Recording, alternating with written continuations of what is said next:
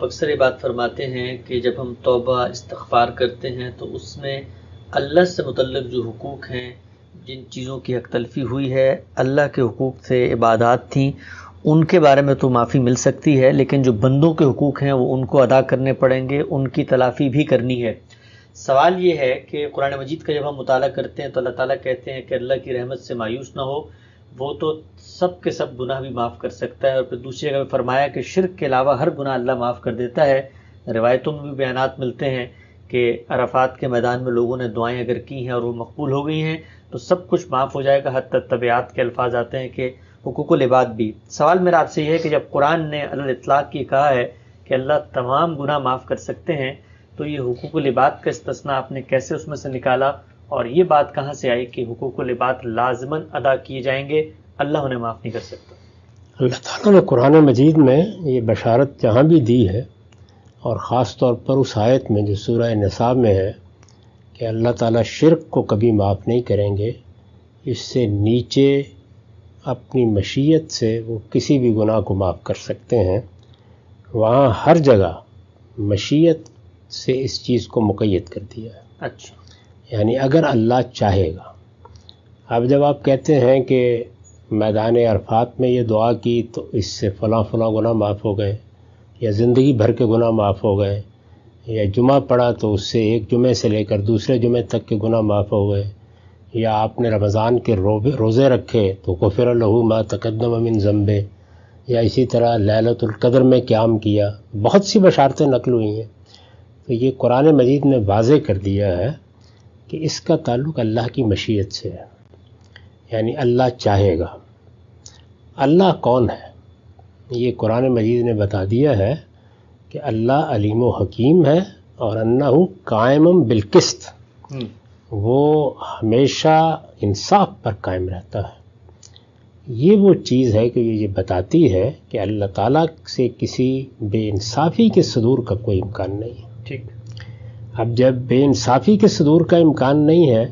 تو یہ واضح ہو گیا کہ اللہ کی مشیت الٹپ نہیں ہوتی، وہ اس کے علم پر مبنی ہوتی ہے، اس کی حکمت کے تقاضوں کے لحاظ سے ہوتی ہے، اور اس کی صفات کے کبھی منافی نہیں ہو سکتی۔ یہ قرآن مجید کے مسلمات ہیں۔ جہاں بھی اللہ کی مشیت کا ذکر آتا ہے تو اس کا مطلب ہوتا ہے کہ اگر اللہ نے اس معاملے میں کوئی قانون بنایا ہے تو اس کے مطابق، اگر اللہ تعالیٰ کے علم و حکمت کا کوئی تقاضا ہے تو اس کے لحاظ سے، یعنی یہ چیز کبھی بھی الٹپ مضمون کو بیان کرنے کے لیے نہیں کہی جاتی۔ ٹھیک۔ اس وجہ سے اہل علم کی ایک جماعت نے اس کو ضروری سمجھا ہے کہ اس کی تفصیل کی جائے۔ چنانچہ ایک نوعیت کے گناہ اور غلطیاں وہ ہوتی ہیں جو اللہ ہی کے حوالے سے زیر بحث آتی ہیں۔ مجھ سے نماز میں کوتاہی ہو گئی، روزے میں کوتاہی ہو گئی، اللہ تعالیٰ کے حقوق ادا کرنے میں کہیں غلطی ہو گئی، یہ وہ چیزیں ہیں کہ یہ ساری بشارتیں ان سے متعلق اگر ہوں تو اس میں اللہ تعالیٰ کے قائم بالقسط ہونے، یا اللہ تعالیٰ کے انصاف پر قائم ہونے، یا اس کے علیم و حکیم ہونے پر کوئی حرف نہیں آتا۔ ٹھیک۔ اس میں وہ جس کو چاہے گا معاف کر دے گا۔ ہو سکتا ہے کہ جمعہ پڑھنے پر معاف کر دے، ہو سکتا ہے کہ روزے رکھنے پر معاف کر دے، ہو سکتا ہے کہ چند نفل پڑھنے پر معاف کر دے، حج کرنے پر معاف کر دے۔ جیسے کہ آتا ہے کہ اللہ کے ہاں جو حج مقبول ہو جاتا ہے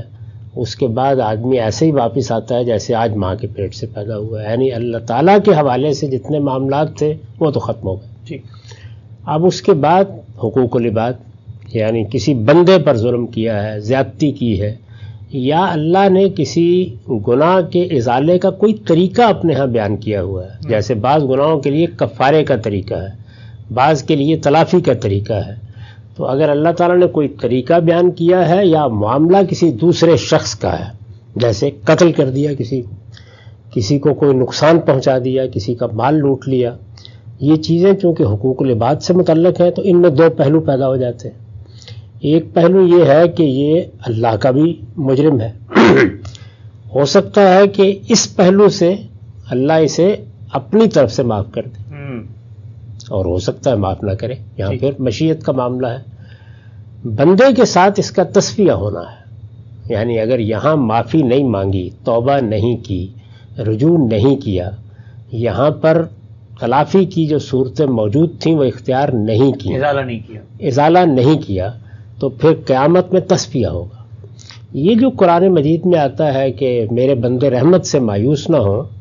وہ آئیں میں ان کی توبہ قبول کرتا ہوں، تو توبہ اپنے شرائط کے ساتھ قبول ہوگی نا، اللہ اپنے علم و حکمت کے مطابق قبول کرے گا۔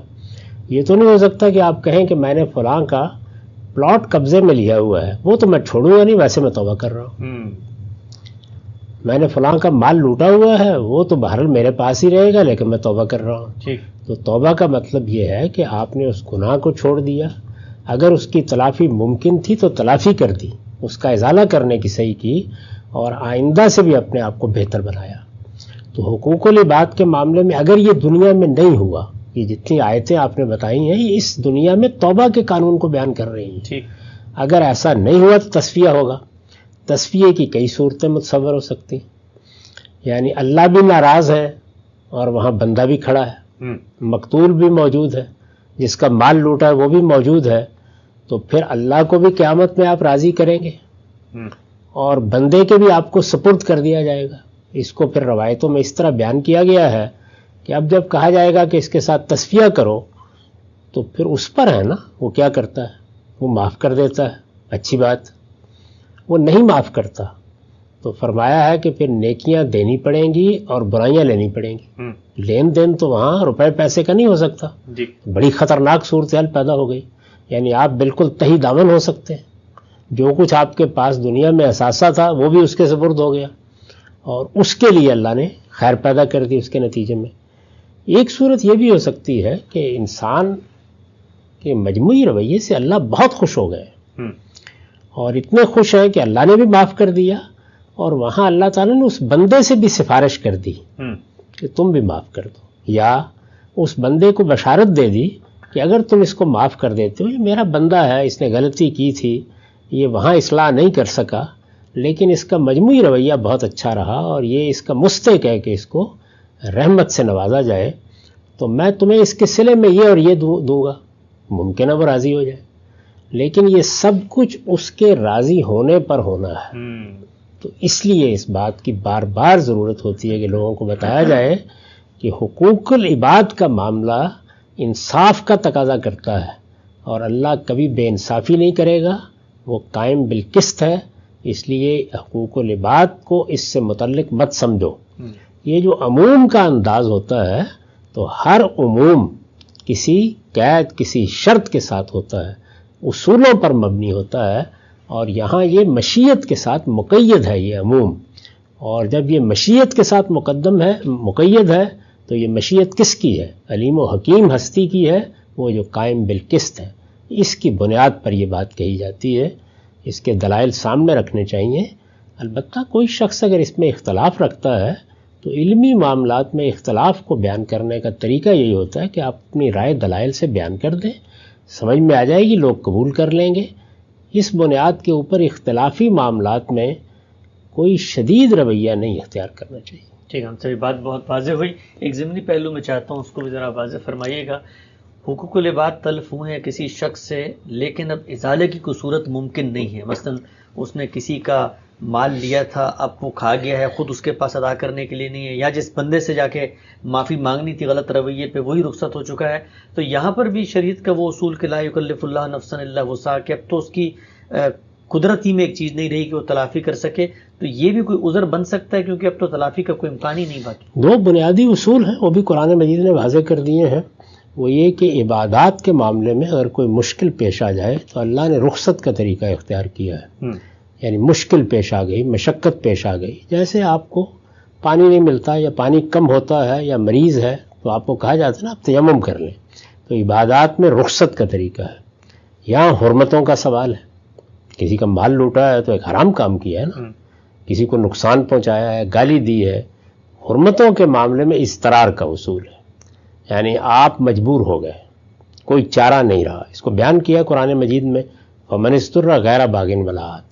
تو ہر جگہ یہ بیان کر دیا ہے کہ حرمت کے معاملے میں یعنی جن چیزوں کو اللہ نے حرام قرار دیا ہے، اور وہ میں کئی مرتبہ عرض کر چکا ہوں کہ کھانے پینے کی چیزوں کے علاوہ 5 ہی چیزیں، آپ نے فواحش کا ارتکاب کیا ہے، آپ نے کسی کا حق مارا ہے، کسی کی جان مال آبرو پر زیادتی کی ہے، شرک کیا ہے، کسی بدعت کا ارتکاب کیا ہے، یہ ہے وہ حرمتیں۔ تو حرمت کے معاملے میں استرار کا اصول ہے، اس وجہ سے اس کا فیصلہ بھی اسی بنیاد پر ہوگا کہ اگر تو واقعی آدمی ایسا مجبور ہو گیا تھا، واقعی تلافی کی کوئی صورت نہیں تھی، تو امید ہے اللہ تعالیٰ معاف فرما دے گا۔ لیکن اپنے آپ کو اس کی بنیاد پر معذور ٹھہرا کے اطمینان سے نہیں بیٹھ جانا چاہیے، دعا کرتے رہنا چاہیے، معافی مانگتے رہنا چاہیے، اور اس کے لیے بھی تیار رہنا چاہیے کہ ممکن ہے کہ قیامت میں وہ اپنا مقدمہ پیش کر دے، جس کے ساتھ زیادتی ہوئی ہے تو وہاں پھر تصفیہ ہوگا، چونکہ رویہ اچھا رہا ہے، اللہ سے بھی معافی مانگی ہے، تلافی کی کوشش بھی کی ہے، تو اصل میں اسی طرح کے وہ معاملات ہیں جن میں آپ یہ توقع کر سکتے ہیں کہ اللہ تعالیٰ بھی سفارش کر دیں گے، اور جب اللہ سفارش کریں گے تو امکان یہی ہے کہ معافی ہو جائے گی، ورنہ اللہ تعالیٰ ہو سکتا ہے کہ بندے کو کچھ دے کر اپنی رحمت سے نواز کر راضی کر دے۔ یہ سب صورتیں ممکن ہیں، ان سب صورتوں میں سے کسی صورت کا انکار نہیں ہے۔ انکار اس چیز کا ہے کہ یہ کوئی اطلاقی مضمون نہیں یا عموم نہیں ہے کہ اللہ تعالیٰ بس معاف کر دے گا، طے ہو گیا کہ معاف کر دے گا، یا کہا ہے کہ معافی ہو گئی۔ نہیں، حقوق العباد کا مقدمہ پیش ہونا ہے اور تصفیہ بھی ہونا ہے۔